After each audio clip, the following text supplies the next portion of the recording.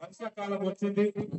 మరి విష జ్వరాలు, జలుబు, దగ్గు, తలనొప్పి, ఒళ్ళు నొప్పులు, ఇట్లా అనేక రకాలైనటువంటి అవస్థలు పడుతున్నటువంటి సందర్భం లోపల మరి పొలాన్ని కూడా వాసులందరూ కూడా ఆరోగ్యంగా ఉండాలని జిల్లా కలెక్టర్ గారు ఇక్కడికి మమ్మల్ని పంపడం జరిగింది. కాబట్టి మీరు చిన్న చిన్న విషయాలను గుర్తుంచుకోవాలి. ఎందుకంటే అందరూ కూడా ఆరోగ్యంగా ఉండాలంటే మనము ముందుగా పరిశుభ్రత పాటించాలి. ప్రతిరోజు అందరం కూడా పరిశుభ్రంగా స్నానం చేయాలి. ఖచ్చితంగా మరి కాచి వడపోసినటువంటి నీళ్లను తాగాలి. ఉతికిన బట్టలు కట్టుకోవాలి. ఇవన్నీ మీకు తెలుసు. పరిశుభ్రమైనటువంటి వేడి వేడి ఆహార పదార్థాలు తీసుకోవాలి.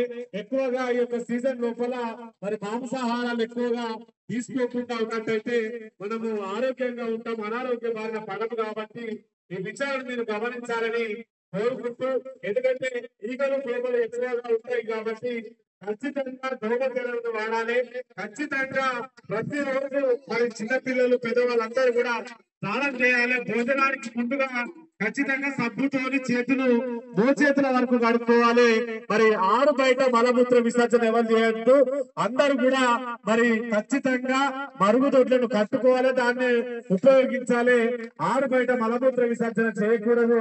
మరి దాని ద్వారా అనేక రకాలైనటువంటి జబ్బులు వచ్చే ప్రమాదం ఉంటుంది. కాబట్టి మీరంతా ఆరోగ్యంగా ఉండాలంటే ఖచ్చితంగా కాచి వడబోసిన నీళ్లు తాగడం వల్ల, వేడి చేసిన నీళ్లు తాగడం వల్ల మరి 100% వ్యాధులు మనకు రావు. కాబట్టి ఎక్కడ అక్కడ వాగులలో గాని, బోర్ల కాడ గాని, పొలం పళ్ళ కాడ అక్కడ ఎక్కడ అక్కడ నీళ్లు తాగదు. అట్లాంటి నీళ్లు తాగితే డయేరియా లాంటి వ్యాధి వచ్చి మరి వాంతులు, విరోచనాలు అయ్యి చనిపోయే ప్రమాదం ఉంటది. కాబట్టి మీరంతా ఈ యొక్క సీజన్ అయిపోయే వరకు ఇంట్లో ఒక బిడ్డలో ఒక 5 నిమిషాలు ఆ నీళ్ళు వేడి చేసుకొని తాగితే మనము ఆరోగ్యంగా ఉంటామని ఇప్పుడు మరి